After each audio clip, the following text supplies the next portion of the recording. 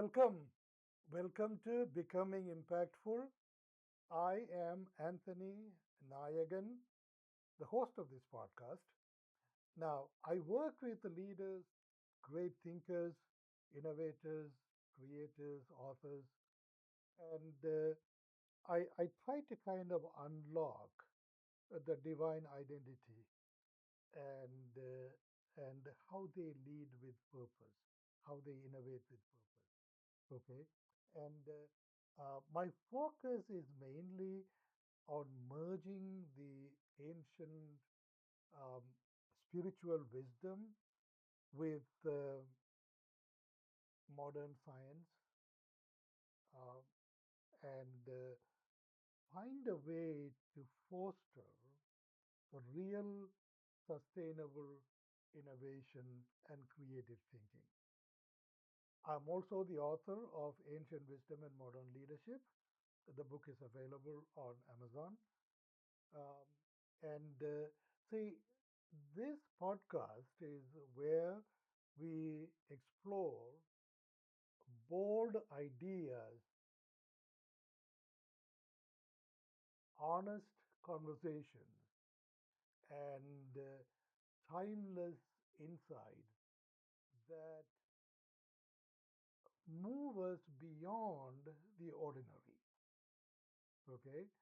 Now, so today I have a fascinating guest, and I have known him for a while. I have reviewed his book, and it's, you will find him extremely interesting to listen to. His name is Nathan Hoffman.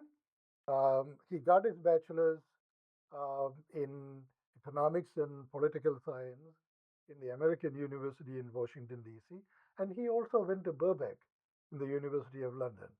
And he did his law degree in Loyola in Los Angeles. And he wore several hats. He worked as an entrepreneur, of course, as an attorney, and an adjunct law professor, a journalist, and a business consultant, and he has been helping me a lot also. Uh, so let me just tell you a little bit more about him. Now, Mr. Hoffman is a voracious reader, and and and he reads about literature, uh, religion, spirituality, mysticism, philosophy, cosmology, and on top of all of that, life sciences and quantum physics. Okay, he has been a lifelong search for intellectual knowledge, of course, and to understand the fundamental nature and purpose of the universe, how it all comes together. Okay, so his actual synthesis in his book, Faith Physics, is is is is a combination of all of these, especially quantum physics, spirituality, theology, and philosophy. You will find the book fascinating. I did. Um, and so here he is, and I consider him quite spiritual. And also, this book is the synthesis of some of the greatest work of spiritual masters uh, in pretty much all religions and incredible scientific thinkers. And you will enjoy it. But now let's enjoy meeting Mr. Hoffman in person. And here he is. Mr. Hoffman, do you want to add to what I just said? Um, Namaskar. Thank you very much, Anthony, for having me on your podcast. Uh, yes, I am a former attorney and now retired, but doing a lot of business consulting and currently uh, trying to explore the issues that you just brought up as my lifelong quest has been to try and find meaning in our lifetimes here as we're manifested on earth in this physical existence, as short and temporal as it is, and come to a conclusion, or at least a possibility, as to how ancient wisdom by the great spiritual masters and modern quantum physics, which began in the early part of the 20th century with quantum mechanics findings, Mhm. could find a common intersection that points us at least in the right direction towards achieving a better, more enlightened understanding of our universe. And it's always been a fascinating topic. I think many people, and many of your viewers certainly, are constantly intrigued by the possibility of coming up with a theory of everything.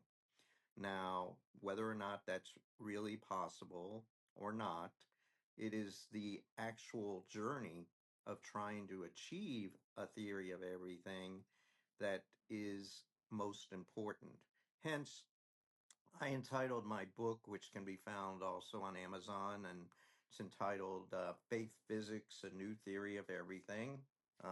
This is the cover of the book, but you can certainly look it up on Amazon.com. And if you do want to read more after our discussion today, as Anthony has already done, we would be more than welcome. And you can communicate with me directly about any questions that you might have about my theory and how it addresses some of these ultimate issues of existence and how to live a better life full of meaning and love and trying to be in tune with the flow of our universe and its miraculous nature. Let me ask you the first question. Um, how would you explain the concept of faith physics? Well, How do you see A- that? Anthony, if you, for the basic concept of faith physics, as a new theory of everything, it combines the ancient spiritual wisdom and modern quantum physics findings to deliver I believe, a belief system that is both intellectually sound and spiritually satisfying. Um, Essentially, faith physics maintains that there is an ineffable, and sublime supreme consciousness, which is the catalyst of all material creation, as a great thought um, through pure white light and 0 point morphogenetic fields. Faith physics' basic assumption is that consciousness is the cornerstone of base reality, existing in a timeless state of now, or always in the present. There's no future, no past. We exist in a holographic universe created through consciousness and consciousness alone, which is the base reality of all existence.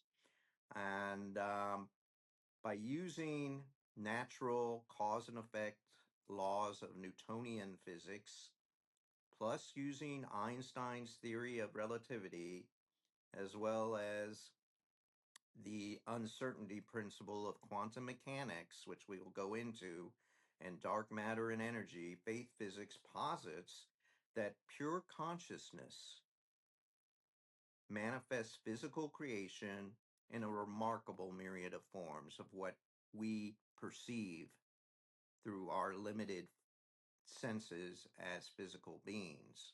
Of course, we have, the primary senses of feeling, seeing, hearing, touching, but our perception is limited to what we are as bodies, human bodies. And what we don't see and what we cannot comprehend due to the nature of our physical being is a much vaster universe than can be perceived uh, through just our five senses. Okay? And so faith physics is trying to that pure come up with a theory in which pure consciousness, which is eternal in nature, manifests physical creation in the myriad of forms that we witness throughout our corporal lifetimes um, in these bodies.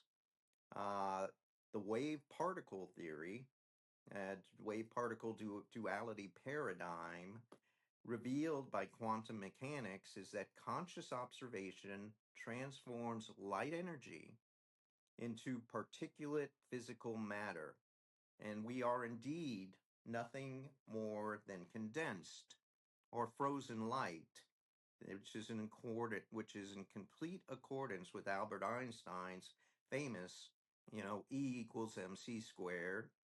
Energy is mass times the speed of light squared equation.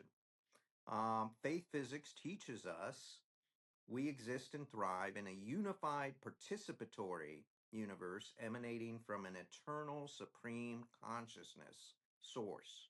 And we're not just a product, a random chance product of evolution. In the 21st century, faith physics maintains that religion and science are reaching an enlightened consensus that pure metaphysical consciousness is perpetually painting on the space time continuum canvas, depicting a miraculous cycle of physical creation, entropy, and cosmic rebirth. I know this is a wordy answer, Anthony, but that's essentially what the basic concept of faith physics is, which is consciousness is the base reality from which everything else in our universe emanates. All right. Let me ask you this as a follow up to this question, and I'd like to see how you think about it. See, we as human beings and we as people of external intelligence, uh, we are so engrossed with using our reductionistic way of looking at phenomena and try to learn them on a sort of a dualistic order, um, which pretty much it devies it defies uh, what consciousness is all about. Now, I'm going to ask you to um, enlighten us. First, what is consciousness in a dualistic order? Um, and what is consciousness, where there is no space, no time, no order, nothing? So, what is that kind of consciousness? And what is the consciousness as many people currently, um, both spiritual and mental health, especially, people are trying to define consciousness as this in a dualistic order. So I want you to uh, listen to your synthesis of what exactly consciousness is from one to the other. Can you do that? I can take a try. It's obviously a huge question that has perplexed. It's also been categorized as the hard question of consciousness. What is it? And whether or not AI, artificial intelligence, can ever achieve consciousness in a sentient way as human beings have achieved consciousness. Um, but I can tell you perhaps the best way to look at this question is to begin by saying that what consciousness is not. Consciousness is not an epiphenomena of the brain, as some materialist physicists and scientists maintain. In fact, the vast majority of them, I think you would agree, Anthony, are under the materialist physicalist presumption that the gray matter between our in our skull that is actually the source of consciousness. Somehow, the molecules and atoms that make up our extraordinary brain, which I write about in my book quite in detail, the absolute miraculous nature of the human body and the brain itself. But one thing becomes eminently clear when one studies quantum mechanics and quantum physics is that the universe is tied together in such a fashion, and that has been proven by quantum entanglement, where one photon can be split and yet entangled no matter what distance is between them, whether it's galaxies or just a few inches, they will automatically communicate or share information with one another. And the speed of light, or what we would call Albert Einstein's theory of relativity, is not an impediment or roadblock to communication or information transference, they call it in physics. Now, that very fact alone means that we do not live in what we perceive as a macro cause and effect universe, Newtonian, Cartesian universe, but rather we live in a universe which is a unified whole. Now, how does this relate back to your question about consciousness? Well, consciousness itself has no definition that can say that it existed before or after a certain point. It has no point. The supreme consciousness always has been. It is simply a creation that everything emanates from. In other words, as I said earlier, it is a great thought. And I would like to, at this time, when you're talking about consciousness, refer to the ancient wisdom and perhaps look at the Tao, one of the most ancient of all religions of mankind.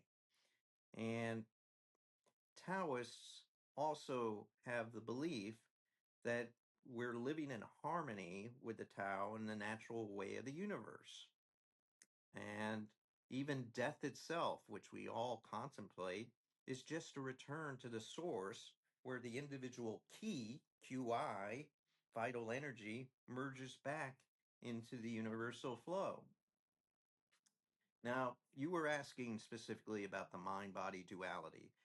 Assuming arguendo that we are correct, that the consciousness it does not emanate from the brain, is not an epiphenomena of the brain, that means that consciousness exists before birth and after death.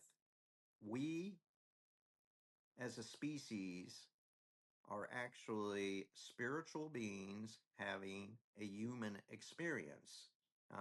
This was famously echoed in by French philosopher Pierre Teilhard de Chardin when he said, "We are not human beings having a human experience. We are spiritual beings having a human experience." And I think there's a great deal of truth in that very brief synopsis of the nature of consciousness. We are spiritual beings. We are eternal consciousness living eternally in a state of now, but in order to learn and to evolve and to become more enlightened through love, through spirituality, we go through these experiences as human beings. It also is a way for the supreme consciousness, the cosmic consciousness, to become many. And we can discuss that in a few minutes later. as well. Uh, Faith physics maintains, in summation, that eternal consciousness is fundamental base reality, and everything in the material universe emanates from it and flows from it. The dominant materialist assumption we just discussed amongst most physicists today incorrectly asserts that the hard question of consciousness and qualia, and we can discuss the term qualia, which means our feelings of love, our feelings of friendship, hate, all those things that cannot be defined, but something that we know exists during our human lifetime. Yeah. Uh, all these things are not epiphenomena of the physical brain. The opposite is true. Yeah. All right. The brain Um, is a physical I organ, before I go into another receiver of question, consciousness, and not its creator. I want to kind of have a Let me follow up on repeat my that. first The question about faith brain physics is an organ and that quantum receives um, consciousness, physics. perhaps upon our birth, How our would physical you birth, and not its creator. explain Famous inventor of the the microprocessor, an concept Italian of gentleman by quantum the name of entanglement, Federico Fagan. non locality, He's been interviewed recently, and he was a and secularist, a physicalist, like all the many power of scientific observation? minds are today, who are completely, well, I believe, yeah, go ahead. I'm sorry. Go ahead. Go ahead, answer it. Okay, well, the quantum mechanics and non locality, subject that I think we both have studied in great deal, is based on the fact that we know through empirical quantum mechanics experimentation since the early 20th century without any question, as far as I guess they would say in the law beyond a reasonable doubt, that the universe is non local in nature. Now, what do we mean when we say non local in nature? Locality, through Newtonian Cartesian physics of cause and effect, and then afterwards with Albert Einstein's famous special and general theory of relativity, came to the conclusion that the speed of light was almost like a barrier on which information can be transmitted, uh, and that the universe was local in nature.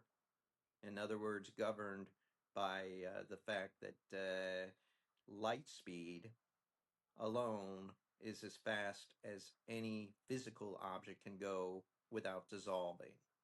Which brings us, as I digress a little bit, to the whole concept in quantum mechanics of the uh, wave particle, the collapse of the wave function creating particulate matter. And that was a revolution in human thought.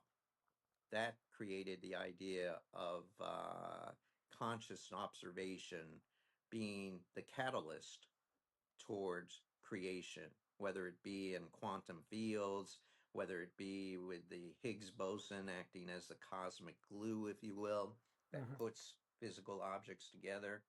But when you talk about non locality, the key finding that has been verified repeatedly and empirically over again in scientific laboratories around our world is that we have a situation with quantum entanglement, where, as we discussed a bit earlier, the idea that only local communication can occur between two particles in the universe is completely upside down.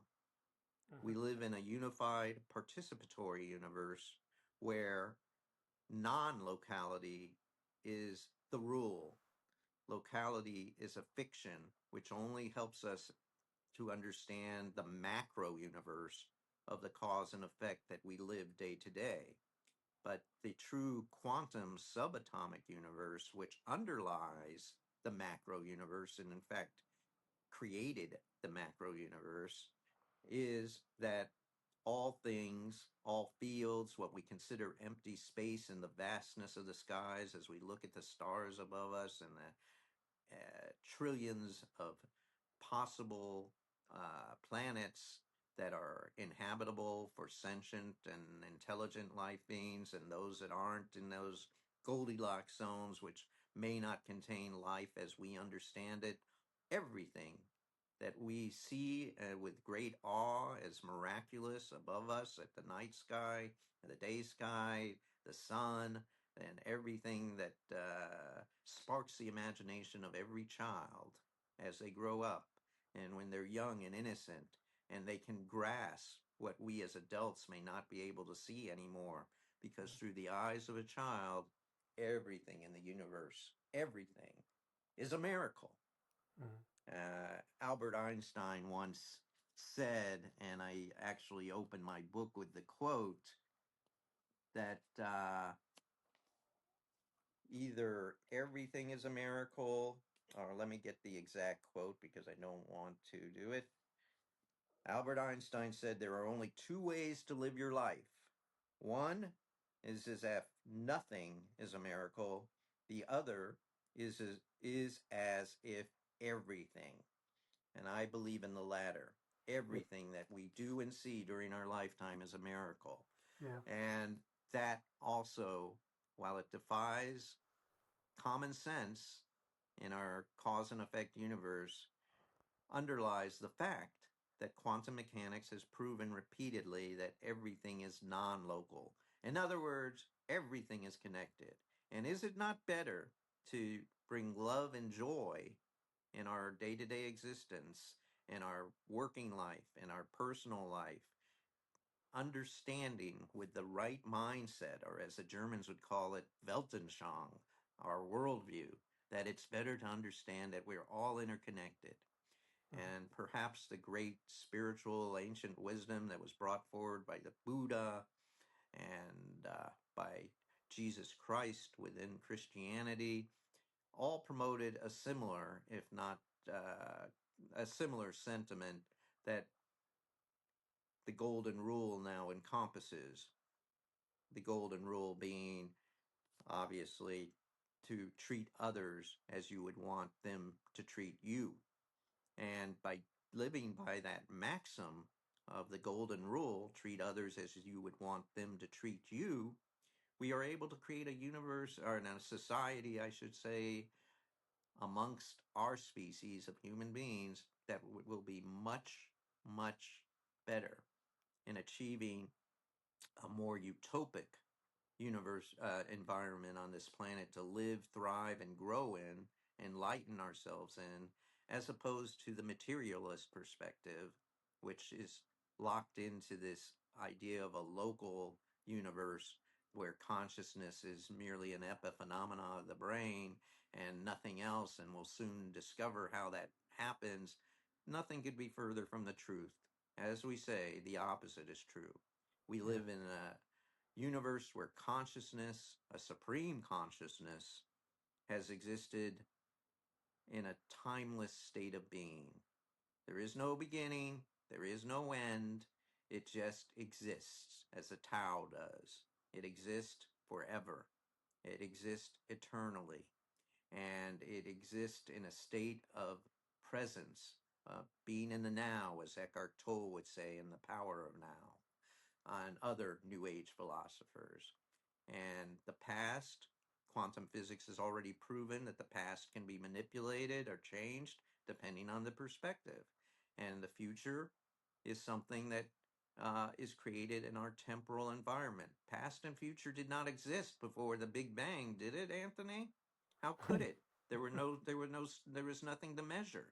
It was in an eternal state of now, in a field of potentialities. And those potentialities occurred when wave function collapse occurred. And wave function collapse ultimately led to particulate matter and the creation of our holographic universe. I always found it fascinating, and I don't want to digress off the point of your question, but even the smallest atom is 99% empty space. Isn't yeah, that something? If you really think about it, every atom. And as I said earlier, we are light itself. And I'd like to talk about that issue of light a little more because I talk in many chapters in my book about the nature of light, both scientifically and spiritually. Pure, effervescent white light. When we are frozen or condensed white light, everything physical is actually light that is frozen. And this is not metaphysical nonsense. This is actually scientific fact. And as beings of light, created out of light, we are indeed sparks from the eternal Godhead. Yeah, And we are created in his image. right. You have answered many questions I wanted to ask. Um, so I'm not going to repeat those questions. Now, before I ask you the next question, is there something you want to ask me? Well, Anthony, in reading your articles as well as your book, I had found a common thread and a basis of also some of your other guests that seems to permeate our agreement.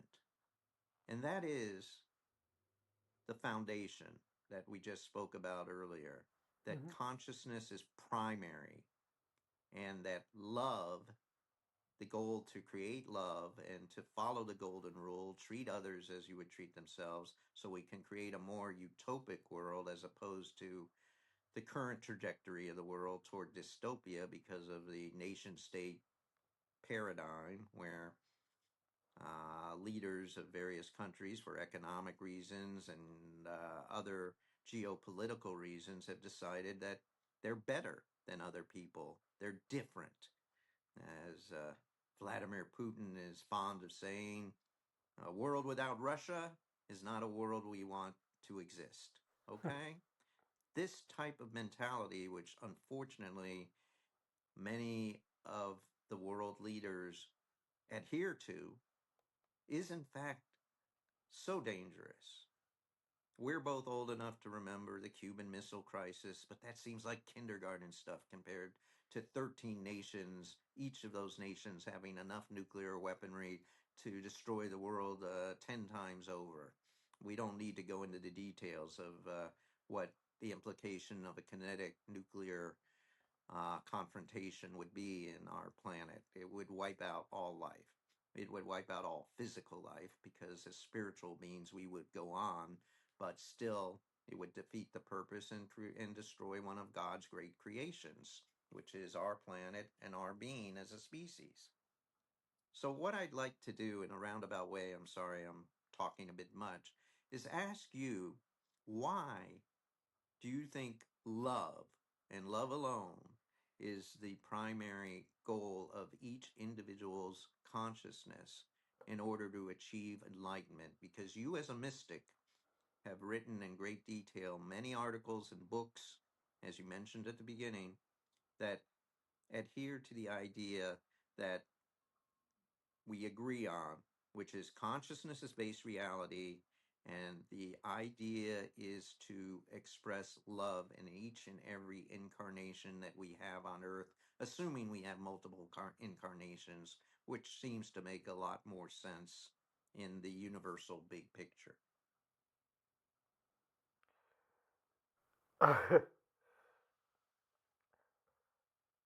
All right. It's a big question. It is going to take several parts. Several parts to this answer. Um, Number one,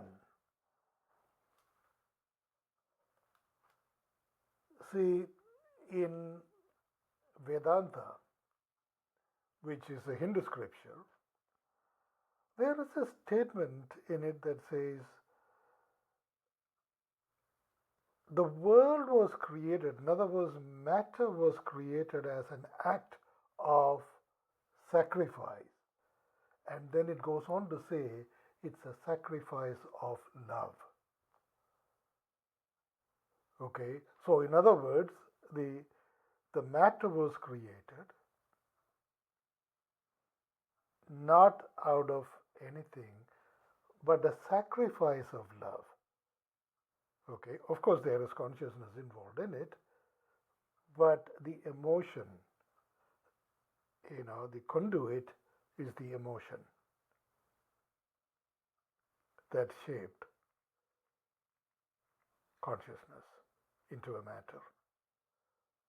Now, it says that it is a sacrifice. So, what does sacrifice mean? Sacrifice means it doesn't come back. It's given, it's gone. It doesn't belong to me anymore. I have sacrificed it. So, the love as we should have it, it's a sort of a sacrificial emotion of God, of the Supreme Consciousness. But is that how we see it? No. We just partition it, we just fragment it, and we create all kinds of dualisms around it, and we make it in such a matter, and then we make that matter even more transactional. See, the problem here, it is not consciousness. The problem is not it's not spirituality. It is not religion. The problem in all of these is human intelligence, external intelligence, in how we reduce things and how we bring in reductionism and how we bring in dualistic ideas into formulating theories and orders and all of that. See, that is where the problem is. See, understand this. In the beginning of times, when Adam and Eve, okay, okay, the religion, Christianity says they committed a sin. I don't say they committed a sin. They made a choice. And that choice was human intelligence, an intelligence of what is right and what is wrong. That means dualistic intelligence. That's what they chose. See, whether we believe in Christ or not, that's besides the point. But if we only understand the redemption from dualistic intelligence is transcendence, not holding on to it, then we won't have any of these problems. We will not have any of these problems. Okay? So, love, it's not just love, compassion, mercy, forgiveness, all of these things are really what we should experience as conduits of those emotions to lesser conscious beings around the world, around the universe. That is our responsibility as human beings. Okay? So this is not a fragmented, reductionistic love and compassion and emotions and that this. No, it's not. It actually is a floodgate. It just transforms everything it touches. That's the way it ought to be. And that's why love itself is the pathway toward this unification as opposed to counterproductive, selfish, ego based behavior. Well, I mean, yeah, see, I have answered that. But you see, one thing that we need to go deeper into, you see, I use the word conduit, okay? Other religions like, say, sort of Buddhism, Hinduism, they are talking about rebirths and all of that. Sure, but rebirths until when you reach the state of nirvana. What is reaching the state of nirvana is? It is a state which we can, as humans, only humans can achieve that, not any of the other created elements.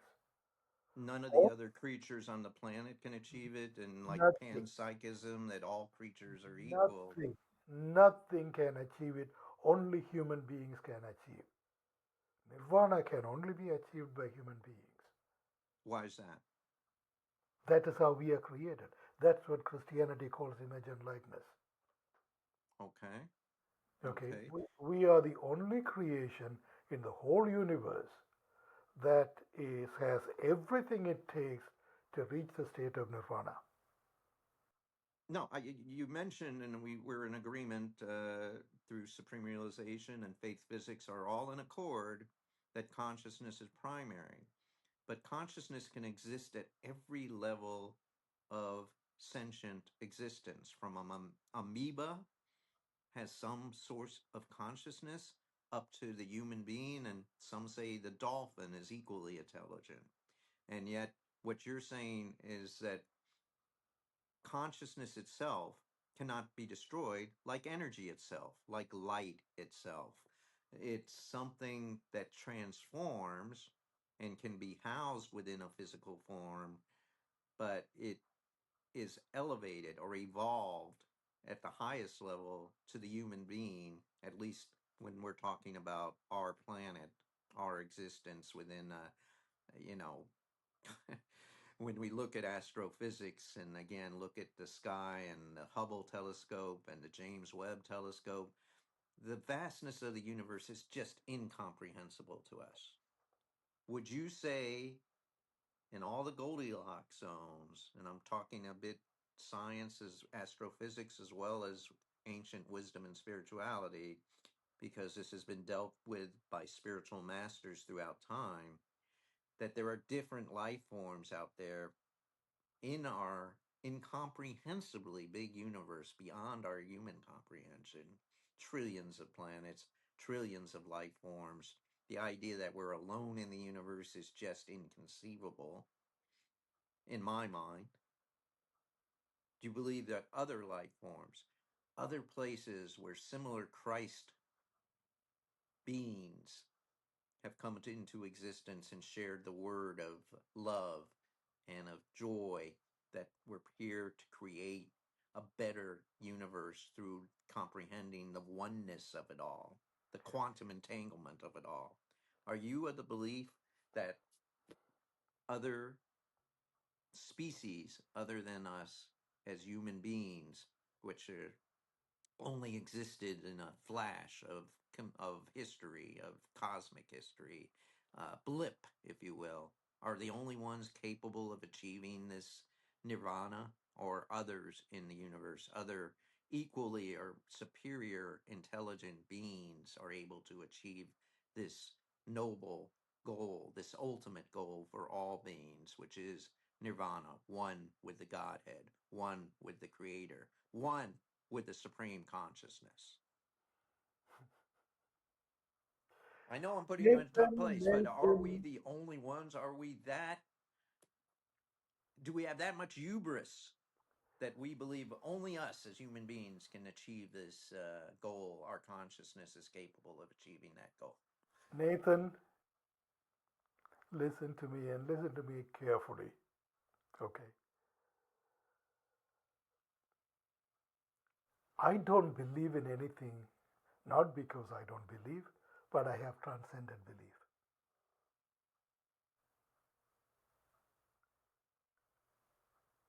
See, belief is a function of human intellect. Realization of consciousness is far beyond that. You have transcended that. Sure enough, belief is necessary, human intelligence is necessary, but in order to transcend, you need to reach the state of mastery. Once the mastery is reached, then there is nothing to master. Everything is vain. Everything is dualistic. Everything is restrictive. Everything is constraining. So you want to kind of liberate from it. That is when you transcend. It's only in transcension you're going to realize the supreme realization. You're going to embrace the supreme. You're going to come into union with the supreme. And when you are in union with the supreme, belief is nonsense. So Intelligence. nirvana has no one path. It all comes through this realization. A belief Nir, system nir, and dogma, which we also agree is counterproductive in most religions, and that's why I focus in my book, and you also focus on the mystical elements of the major Western religions. We got Gnosticism and Christianity, which is the true basic meaning for the individual parishioner, as opposed to the dogma, which is a mechanism of political control. And the same with Judaism, where it's Kabbalah and Zohar, and the same with Islam, which has Sufism. these mystical elements, which are downplayed by the churches, synagogues, and mosques, the leadership who want to maintain earthly control over their parishioners and over the practitioners of their faith, that is a negative thing. And dogma has to be shattered. It has to be totally obliviated. It has to be totally destroyed in order for us to advance as spiritual beings. But I digress. I digress. No, I think that's important. But getting back to my question is, no matter what form our consciousness manifests into, whether it's human beings or other perhaps intelligent beings in different quadrants of a universe which is incomprehensible in size, it's the same goal, is it not? To achieve it, and not through belief system, but by intuitive practices, by meditation, by prayer in some instances, to get to that stage of enlightenment, enlightened consciousness, so we can do this supreme realization. Is that a fair statement? yeah, um, yeah, it is a fair statement.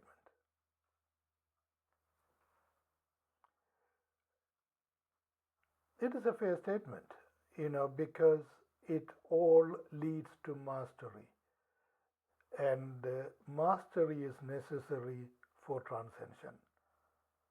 Unless you master something, you cannot transcend it. And So, mastery is the goal of each and every individual's life, either through their actions or their deeds. For instance, in Christianity, we have Mother Teresa, no? And her deeds, and in the Jewish tradition, deeds, actions speak louder than words. And the deeds of a person weigh more than what his or her words are about. And perhaps that's how you achieve sainthood in Christianity or Catholicism, and how you achieve the designation and honor of being a mystic as yourself or a spiritual master is through your deeds. And that's what I think you're trying to do in your writings, to show that even people who are successful in business, in commerce, and academia, these people are all achieving through deeds that adhere to the golden rule, making people feel better about themselves, treating people make treating people in such a way that they're going to elevate their consciousness as opposed to digress into something more see, mundane. there is a story in the gospel. It's the story about the Bethany sisters, Martha and Mary. Okay, Mary was at the feet of Jesus listening. Martha was doing all the works, and she was very busy. And she was serving people, she was serving all the guests, and I mean, she was busy as she can be. Um, and then she asked the questions: what is Mary doing at your feet? Can you tell her to come and help me with my work? Remember the answer. She was saying, Martha, you're busy with everything. There is only two things. One is your busyness, and the other one is Mary's surrendered state, Mary's enlightened state. See, Mary is someone who is sitting there not listening to the word of God as every theologian would want you to believe. No. When you are in a surrendered state, when you are in a state of ecstasy, of being in the presence of love itself, you have become the love that you are meant to be. In that frame of love, words doesn't matter.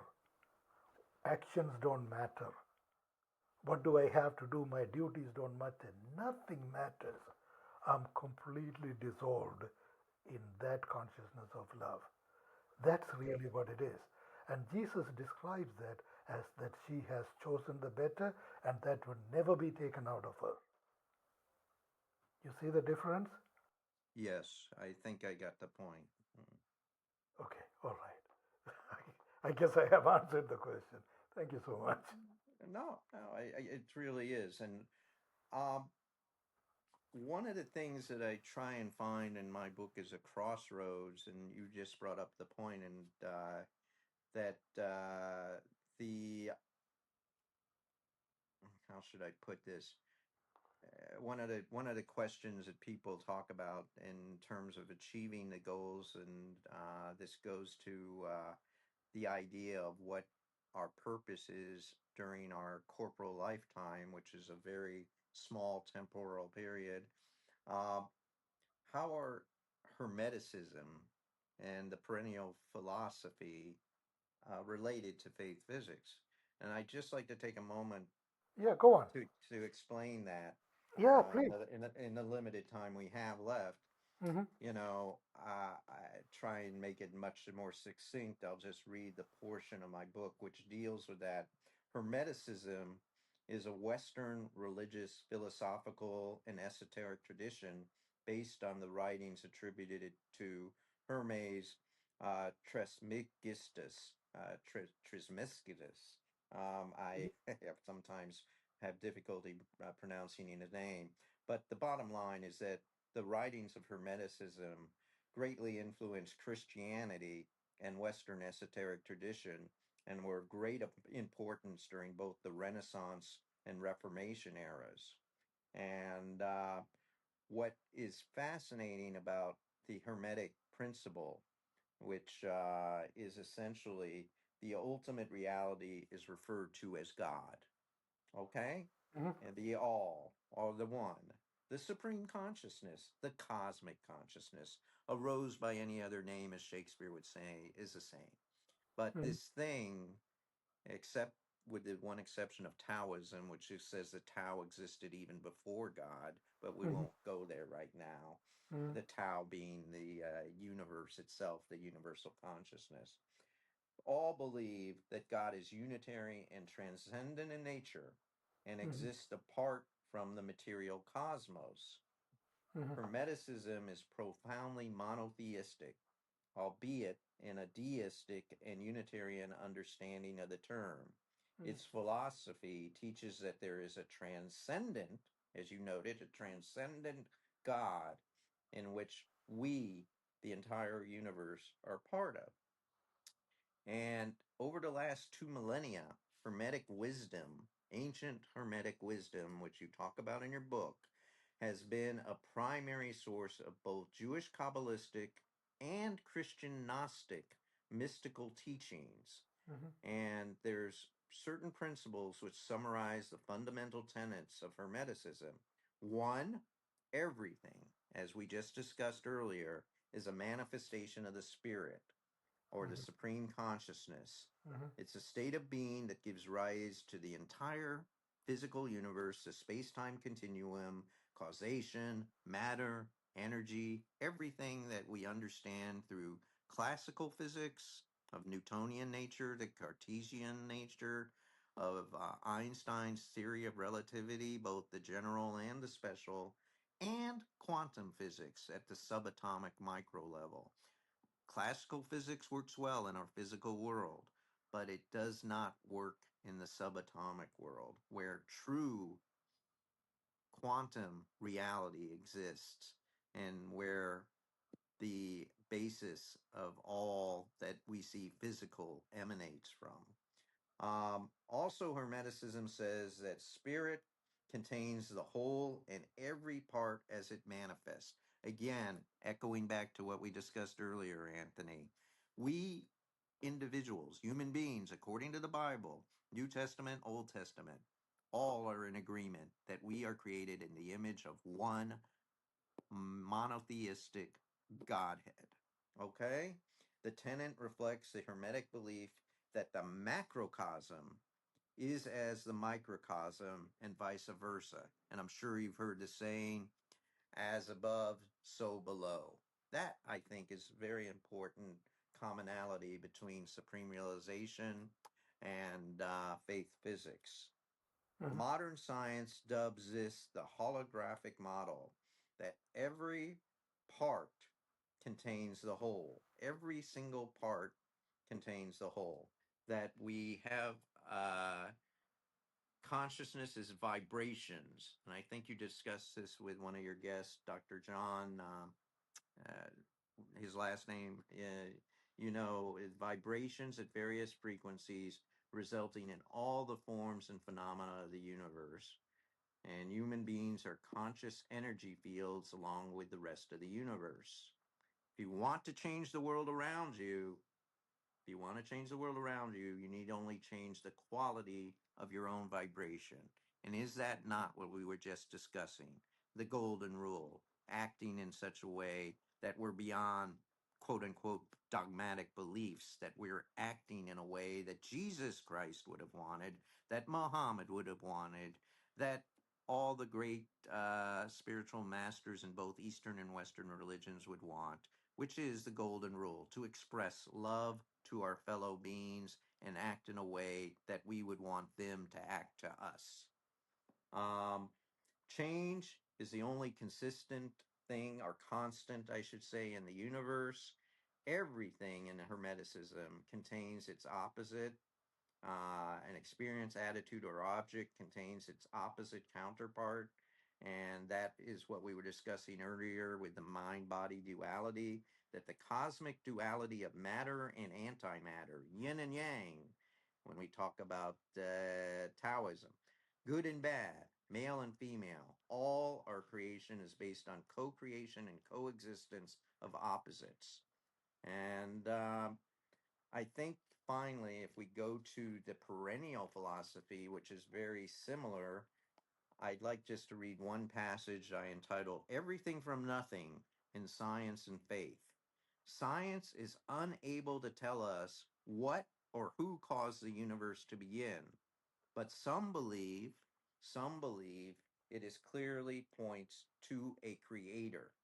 Now, Edward Milne, back in between 1896 and 1950, he was a famous British astrophysicist and mathematician who wrote a mathematical treatise on relativity, which concluded by saying the following: as to the first cause of the universe, in the context of expansion, that is left for the reader to insert. But our picture is incomplete. Now, this is a mathematician speaking. Our entire universal picture is incomplete without Him, with a capital H. Him, obviously, God, the Spirit, the Supreme Consciousness. And this is what the perennial philosophy is about. And it is that we are in such a state in our planet right now where the materialist paradigm dominates and is causing so much chaos in the world and fighting, kinetic, economic, militarily, and God forbid, nuclearly, a nuclear confrontation, which would wipe us all out. This is the biggest problem. We have to change our mindset. And I think what you're doing is so admirable and noble with supreme realization and awakening our consciousness to the true nature of our being is the most important journey we can take. I can not think of anything more important.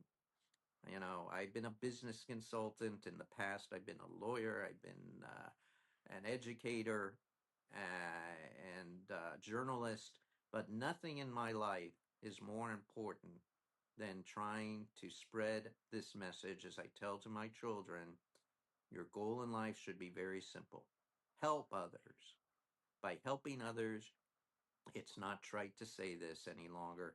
By helping others, you're helping yourself.